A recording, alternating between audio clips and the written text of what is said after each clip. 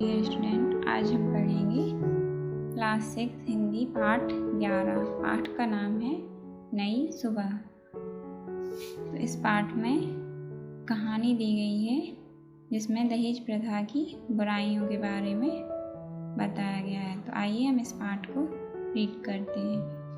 आंगन में शहनाई बज रही थी, सुहागनें मंगल गीत गा रही थी।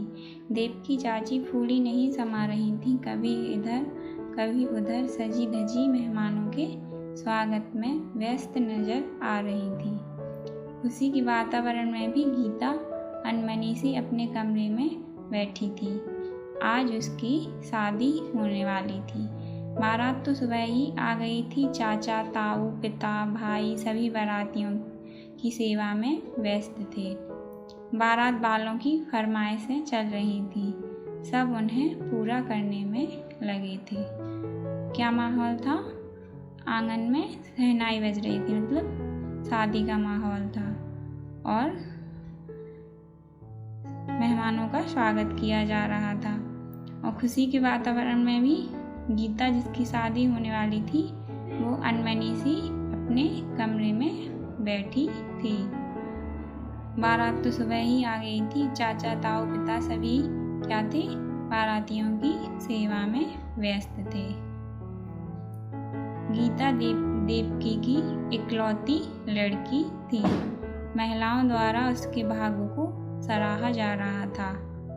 बाई बोली, बड़ा अच्छा लड़का है, इंजीनियर है, कोई मांग नहीं रखी है। गीता कौन थी? देवकी की इकलौती, मतलब उसकी एक ही लड़की थी। और महिलाएं क्या कर रही थी? उसके भाग्य की तारीफ कर रही थी, तो कि मतलब कि बहुत अच्छा लड़का है, इंजीनियर है और कोई मांग भी नहीं रखी है। गीता को देखते हुए मौसी ने कहा, और फिर सुंदर सुशील गीता में भी तो कोई कमी नहीं है, पढ़ी लिखी सुघड़ है हमारी गीता। बातें सुनकर गीता को कोई प्रसन्नता नहीं हुई। उसका मन अनजानी शंका से घिरा हुआ था। तो गीता को देखते हुए मौसी ने कहा, क्या कहा? कि गीता भी सुंदर सुशील पढ़ी लिखी है, उसमें भी कोई कमी नहीं है। पर इतना सब सुनकर भी गीता को कोई प्रसन्नता यानी कोई खुशी नहीं थी और उसका मन अनजानी शंका से यानी कि डर से घिरा हुआ था। बड़ी कठिनाई से रामनाथ जी ने यह संबंध तय करवाया था। जब लड़का तथा उसके पिता लड़की देखने आए थे तो घर आंगन में मानो बहार आ गई थी। बातचीत होते होते बात दहेज पर आई। लड़के के पिता ने बड़े अंदाज से कहा, हमें दहेज में कुछ नहीं चाहिए, हम तो दहेज के खिलाफ हैं, हमारे लिए तो लड़की ही दहेज है। फिर भी यदि आप अपनी लड़की दामाद को कुछ दें तो हमें ऐतराज नहीं। रामनाथ जी विनीत भाव से बोले, जो कुछ है हमारा धन तो गीता ही है। लड़के के पिता ने कहा, बात आपकी सच है, पर खाली हाथ मुंह में नहीं जाता। बड़ी कठिनाई से क्या रामनाथ जी ने यह रिश्ता तय करवाया था। जब रिश्ता तय हुआ तो जब लड़का तथा उसके पिता लड़की देखने आए थे तो बातचीत होते होते कहाँ पर आई? दहेज पर आई। तो लड़के के पिता ने क्या कहा कि हमें दहेज में कुछ नहीं चाहिए और हम तो दहेज के खिलाफ हैं और हमारे लिए तो लड़की ही दहेज है। और बातों बातों में ये भी कहा कि अगर आप अपनी लड़की दामाद को कुछ दें तो हमें ऐतराज नहीं। तो इस पर गीता के पिताजी रामनाथ जी क्या बोले कि हमारा धन तो गीता ही है। फिर तो इस पर लड़के के पिता ने क्या कहा कि आपकी बात सच है, पर खाली हाथ मुंह में नहीं जाता, मतलब खाली हाथ लड़की विदा नहीं की जाती। और कहा हमारे सम्मान की भी बात है। लड़का तो हीरा है। हीरा। रामनाथ जी ने हाथ झुलाते हुए कहा, मैं आपकी भावनाओं का पूरा मान रखूंगा। लड़की के पिता ने क्या कहा? लड़का तो हीरा है। तो लड़की के पिता यानी गीता के पिता ने हाथ झुकाते हुए कहा कि मैं आपकी भावनाओं का पूरा मान रखूंगा।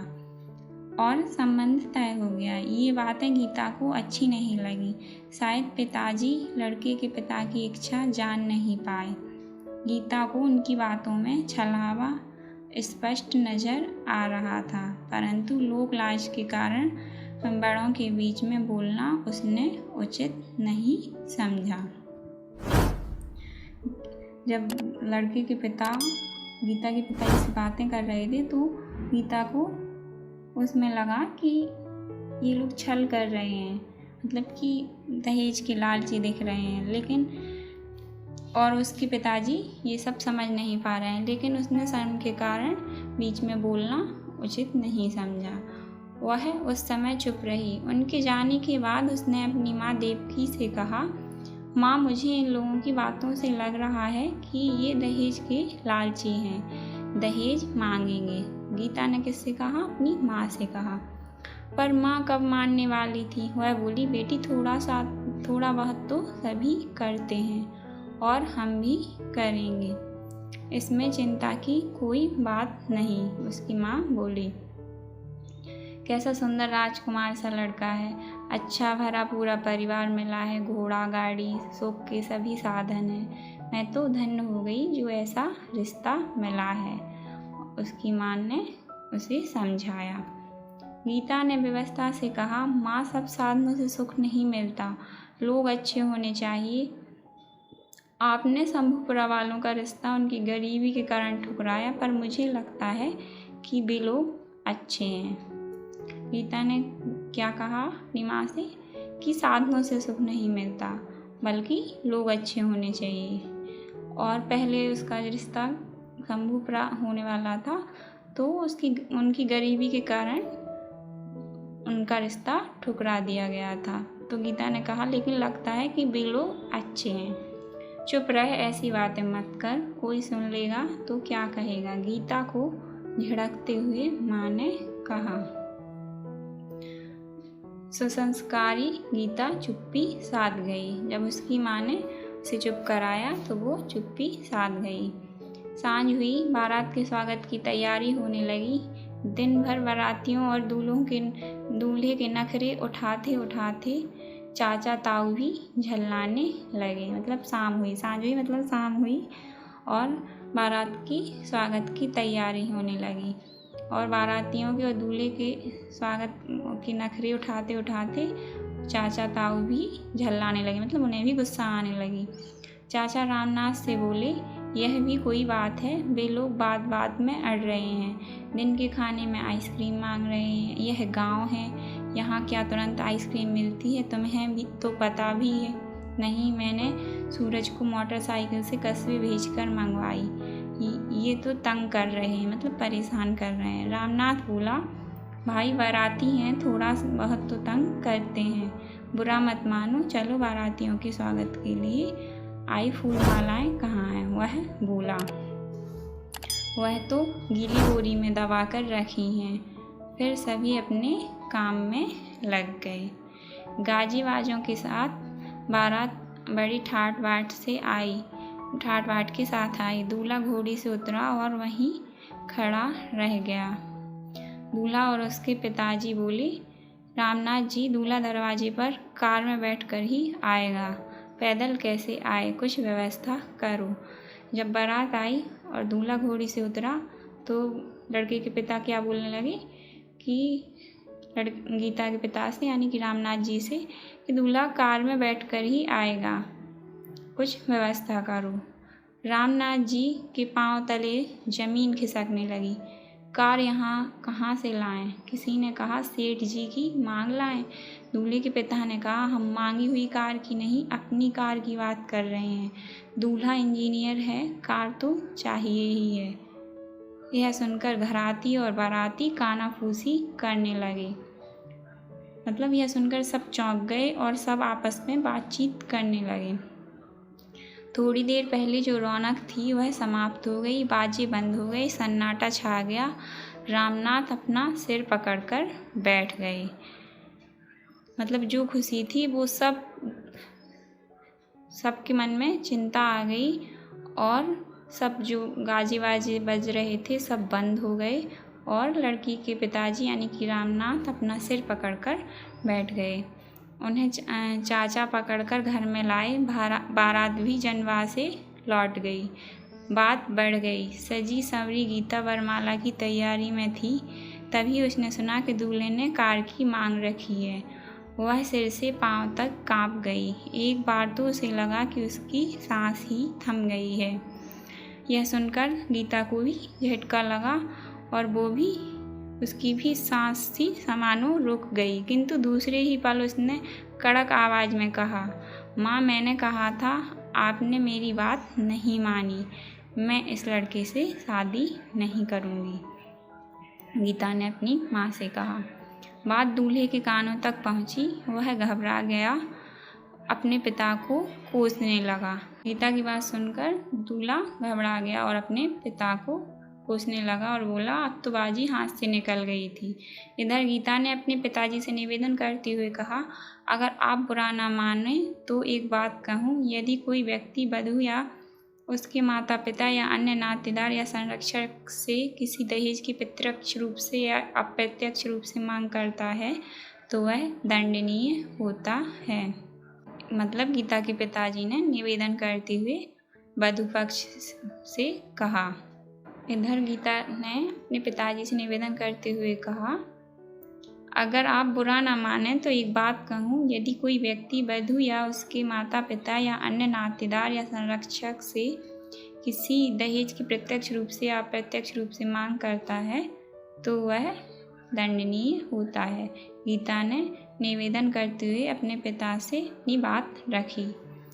उनके मुँह से कोई बोल नहीं निकला। वह बोली, पिताजी, आप शंभुपुरा वालों के घर जाइए, सारी बात कहिए, वे जरूर मान जाएंगे। गीता ने अपने पिताजी से कहा, मैं उस लड़के को भी अच्छी तरह जानती हूँ, वह आपकी लाज रख लेगा। गीता की बात पर सभी ने विचार किया। आधी रात हो गई थी। गीता के चाचा और ताऊ तुरंत शंभुपुरा के लिए रवाना हो गए। शंभुपुरा पहुंचकर उन्होंने रघुनाथ जी को सारी घटना बताई और कहा, हमने आपका संबंध स्वीकार न कर भारी गलती की। हम क्षमा प्रार्थी हैं। यदि आप कृपा कर संबंध स्वीकार करें तो हम आपके आभारी रहेंगे। मतलब गीता के पिताजी शंभुपुरा गए और वहाँ पे लड़के के पिता से उन्होंने बात की कि आप हम इस संबंध को स्वीकार करें। रघुनाथ जी बहुत ही मिलनसार एवं मानवतावादी थे। वे गीता जैसी सुशील व सुंदर बहू पाने की सोचकर बहुत खुश हुए। उन्होंने सहर्ष यह रिश्ता स्वीकार कर लिया और अपने कुछ सगे संबंधियों को लेकर लग्न मंडप में पहुंच गए।